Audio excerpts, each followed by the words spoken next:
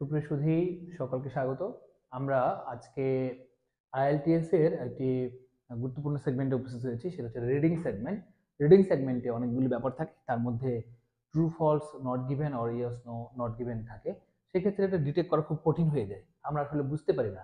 আমরা এর আগে ক্লাসে, যারা আমাদের ক্লাসগুলি প্রতিনিয়ত অবলোকন করেন, তারা জেনে থাকবেন যে আমরা এর আগের ক্লাসে আলোচনা করেছি, সেটা হলো মূলত কিভাবে ফলস এবং নট গিভেনের মধ্যে একটা ডিফারেন্সিয়েট সিদ্ধান্তে আসা যায়, সেটা আমরা করার চেষ্টা করেছি। তো আমরা আজকে যেটা করার চেষ্টা করব, এটাকে আসলে ট্রু সেগমেন্টে কিভাবে একটি প্রশ্ন ট্রু হতে পারে, আমরা কিভাবে এটা জানতে পারি, কিভাবে এটা সহজে এটাকে নির্ণয় করতে পারি, সেটার দিক নির্দেশনামূলক ক্লাসটি মূলত আজকে আমাদের। আমরা জানি ফলস আসলে কন্ট্রাডিক্ট একটি ধারণা পোষণ করবে বা অপোজিট একটা ধারণা পোষণ করবে, আর ট্রু আসলে কি করবে, ট্রু আসলে এগ্রি করবে স্টেটমেন্টের সাথে, কি করবে প্রশ্নের সঙ্গে স্টেটমেন্টের একটা কি হবে, হ্যাঁ সূচক একটা সম্পর্ক থাকবে। হ্যাঁ, সদার্থক একটা সম্পর্ক থাকবে, সেটা অর্থগত দিক থেকে অবশ্যই। এটা কিন্তু ওয়ার্ড বাই ওয়ার্ড কি থাকবে না, সাদৃশ্য থাকবে না। আমরা প্যাসেজটা পড়ার চেষ্টা করি। দেখেন, এখানে বলা হয়েছে just over 400 million acres of land is being used for agriculture in America. বলা হচ্ছে কি, দেখেন যে 400 মিলিয়ন একর্স জায়গা আমেরিকাতে কি হচ্ছে, কৃষি সেক্টরে ব্যবহার করা হচ্ছে, এরকম একটা বিষয়।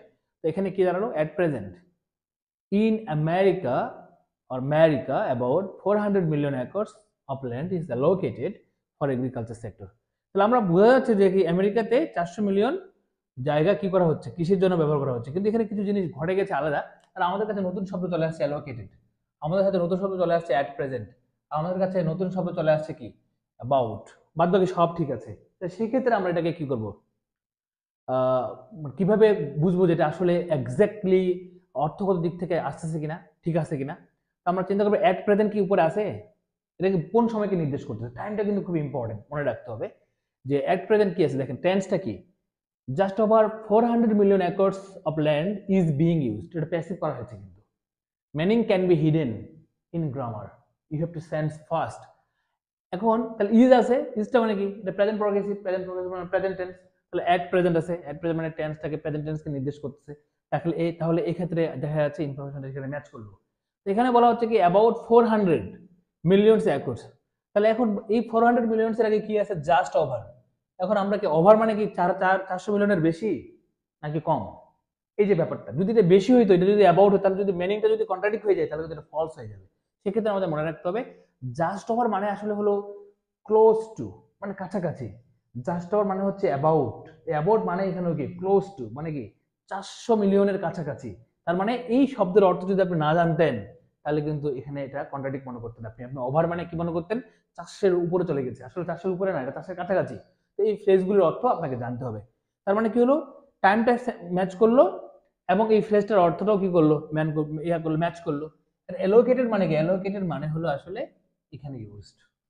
ঠিক আছে, তাহলে কি হলো, the information of this statement is matching, or we have to think that if the information of the statement is matching, that will be true actually।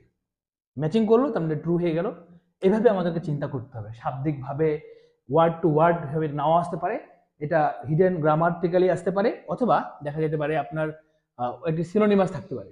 এভাবে আমরা এটাকে ডিটেক্ট করতে হবে এবং খুব সূক্ষ্মভাবে। এবং আমাদের প্যাসেজ থাকবে তো প্রায় 3টা প্যাসেজ থাকবে। এই 3টা প্যাসেজের জন্য আপনাদের অনেকগুলো, প্রায় 900 ওয়ার্ডের একটা 900 ওয়ার্ডের টোটালি থাকবে আর কি, মানে যে প্যাসেজগুলি থাকে।